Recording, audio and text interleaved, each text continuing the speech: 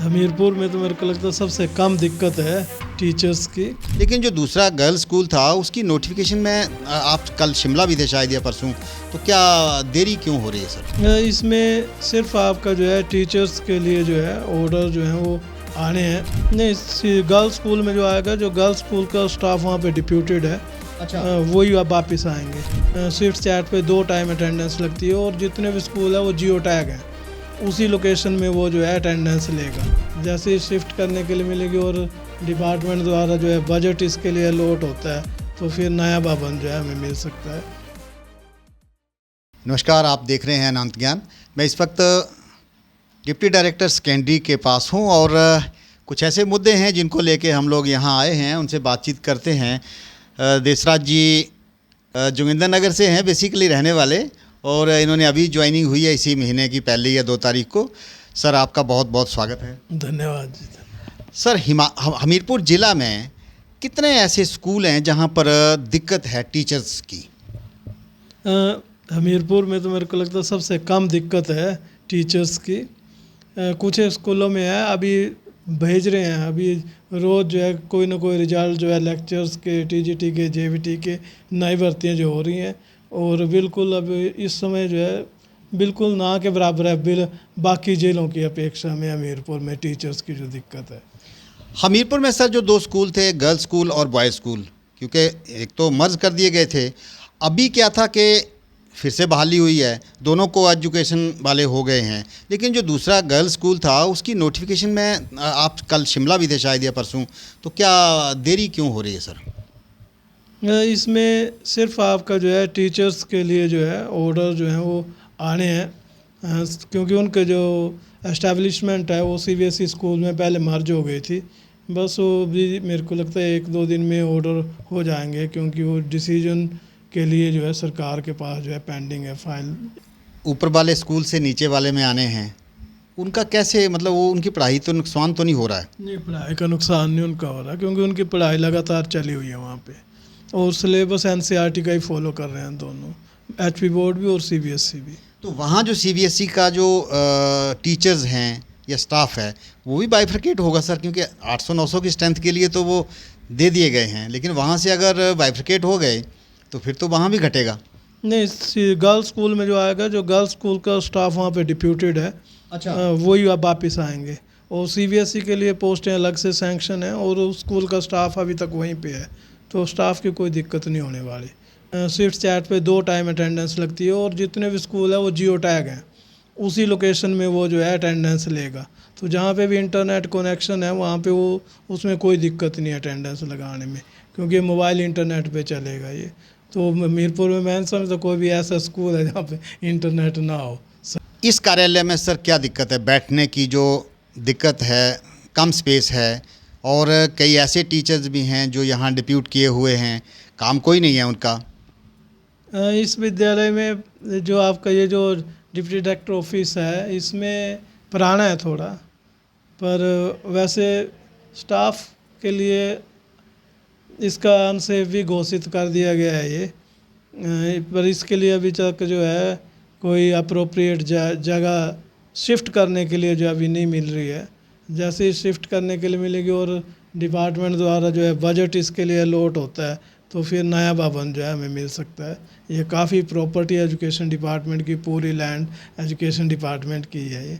और सीबीएसई के से जो हमारे प्रिंसिपल्स, जहाँ पे नए प्रिंसिपल्स ने सीबीएसई में मेरिट के अनुसार जो ज्वाइन कर लिया, वहाँ के टीचर जो प्रिंसिपल्स हैं वो कुछ समय के लिए यहाँ पे डिप्यूटेड हैं, जिनकी अभी तक 7 के करीब हैं वो यहाँ पे।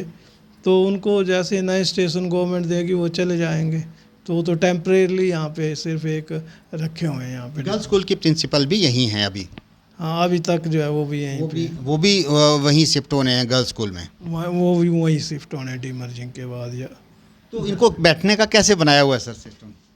किनका? प्रिंसिपल्स? नहीं, सबका ही, जितने भी टीचर्स हैं या जो मतलब इस तरह का स्टाफ है, वो बैठने के लिए अलग से कोई व्यवस्था है कि खाली है यहाँ पर कुछ टेबल्स वगैरह या कुर्सियाँ? हमारे पास यहाँ कॉन्फ्रेंस हॉल है, अच्छा। काफ़ी उसकी कैपेसिटी है 25-30 की, वहाँ पे वो बैठते हैं सारे के सारे? हाँ, और जो भी ड्यूटी है वहाँ पे साइन करते हैं वो करते हैं, दिक्कत नहीं है ऐसे कोई भी ज़्यादा।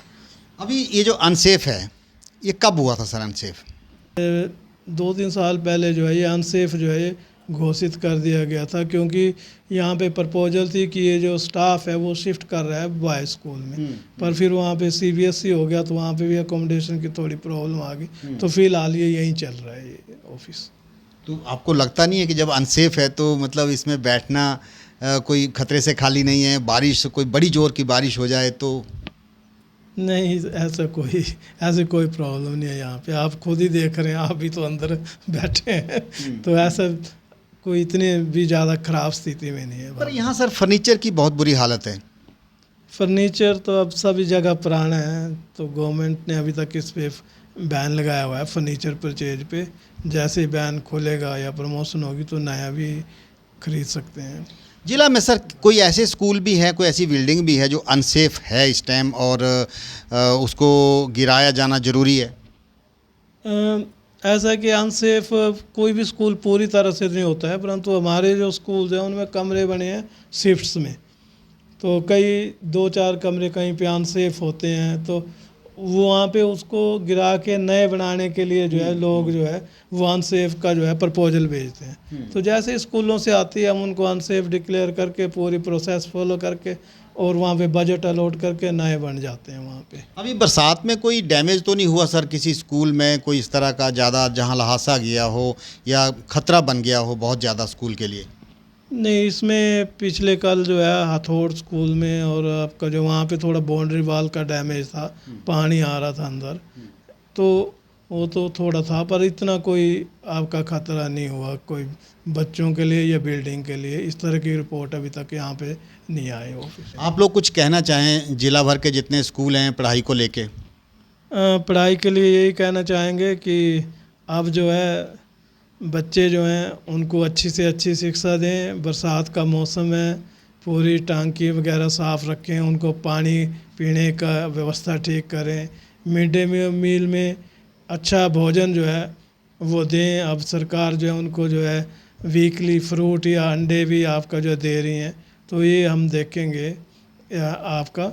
और जब भी हम इंस्पेक्शन पे जाएंगे तो इन चीज़ों पे जो है देखेंगे कि एजुकेशन स्टैंडर्ड जो है वैसे तो हमीरपुर का ठीक है, परंतु तो खुद भी मोनीटर करेंगे और इसको और अच्छा करने की जो है कोशिश करेंगे। एक तो सर पीने के पानी की जो टंकियों की साफ़ सफाई है, अभी पीछे मामला आया था, भोटा का भी आया था, फिर ये किधर आया था, अगल बगल में ही है ये जो अपना पॉलिटेक्निक कॉलेज के साथ में, वहाँ भी टंकियों की वजह से या कोई नीचे से प्रॉब्लम थी, पानी की दिक्कत जो सप्लाई आ रही थी, तो उन चीज़ों को कैसे सर व्यवस्थित करेंगे?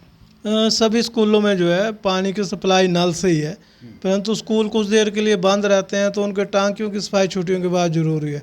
उनके निर्देश हमने जो है स्कूल खुलने से पहले ही दे दिए थे सभी विद्यालयों को कि जितने भी प्रधानाचार्य हैं, हेडमास्टर हैं, इंचार्जेज हैं, वो आपका विद्यालय में जो है साफ़ सफाई का, मिड डे मील भवन के जो खाद्य सामग्री है उसको और पानी का जो है बिल्कुल विशेष ध्यान रखें, ताकि इस तरह की कोई भी घटना जो है वो रिपोर्ट ना हो डिस्ट्रिक्ट से। मिड डे मील में सर जहाँ बनता है जो रसोई होगी उसमें सीसीटीवी कैमरे लगाने की भी कोई प्रपोजल शायद ऐसी है, ऐसा सुना गया है। वैसे तो जो आपका आदरणीय सुप्रीम कोर्ट का भी निर्देश है कि जो भी वनरेबल प्लेसेस हैं स्कूल में, जहाँ जहाँ पे भी दिक्कत हो सकती है वहाँ पे सीसीटीवी कैमरा जो है वो होना ज़रूरी है।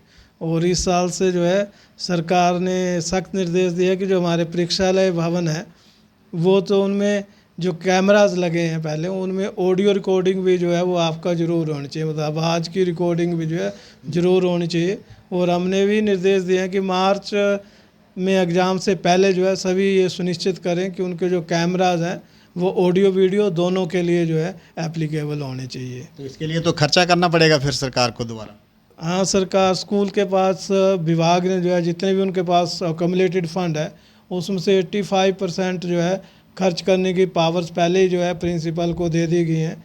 और फिर भी अगर किसी के पास कम है तो वो हमारे को आपका जो है यहाँ पे भेजें केस, और हम फिर डायरेक्टरेट को भेजेंगे, वहाँ से फिर उनको डायरेक्शन जाएगी। क्या बहुत बहुत धन्यवाद सर। हम लोग उम्मीद करते हैं कि आप जिस अनसेफ बिल्डिंग में बैठे हैं उसका जल्दी जीर्णोद्धार हो या फिर नई जगह आप जाएं।